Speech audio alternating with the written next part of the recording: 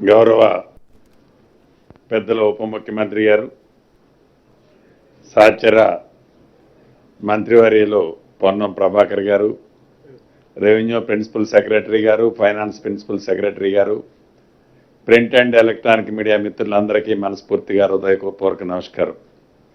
ఈరోజు గౌరవ ముఖ్యమంత్రి గారి అధ్యక్షతన కేబినెట్ సుదీర్ఘంగా అనేక అంశాల మీద చర్చించిన సంగతి ఇంతకుముందే ఉప ముఖ్యమంత్రి గారు చెప్పారు. అందుట్లో ప్రధానమైంది ఉద్యోగస్తులకు సంబంధించిన సమస్య. వారు మా కుటుంబ సభ్యుల్లాగానే ఈ ప్రభుత్వం ట్రీట్ చేస్తూ గౌరవ ఉప ముఖ్యమంత్రి గారు దానికి చైర్మన్గా ఉండి సహచర కేబినెట్ మంత్రులతో పాటు గౌరవ ముఖ్యమంత్రి గారిని కూడా ఒప్పించి మెప్పించి ఆల్మోస్ట్ వారు కోరిన అన్ని సమస్యలని పాజిటివ్గా ఈ ప్రభుత్వం స్పందించే విధంగా ఇంతకుముందు వారు ఐటమ్ వేజ్గా చెప్పినట్లు ప్రభుత్వం నిర్ణయం తీసుకోవటం జరిగింది.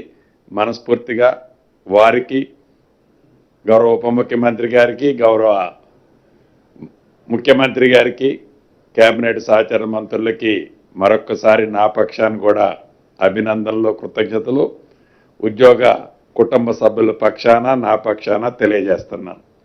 ఇక ప్రధానంగా ఇవి ఉద్యోగస్తుల విషయాలు కాకుండా మరికొన్ని అంశాల మీద కూడా కేబినెట్లో చర్చించడం జరిగింది.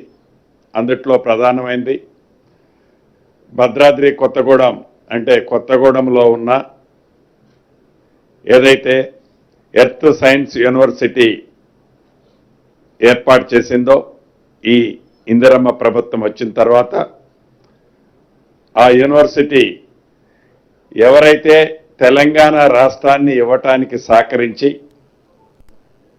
ఈనాడు మన మధ్య నుంచి దూరంగా వెళ్ళిన మాజీ ప్రధానమంత్రి గారు స్వర్గీయ మన్మోహన్ సింగ్ గారి పేరుతో ఆ యూనివర్సిటీ నామకరణం చేసిందని చెప్పటానికి మనస్ఫూర్తిగా కృతజ్ఞతలు ప్రభుత్వానికి తెలియజేస్తున్నాను.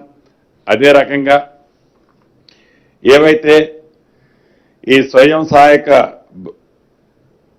సంఘాలు ఉన్నాయో, ప్రమాదవశాత్తు ఎవరైనా చనిపోతే గతంలో ఇన్సూరెన్స్ పాలసీ ఉండేది కాదు.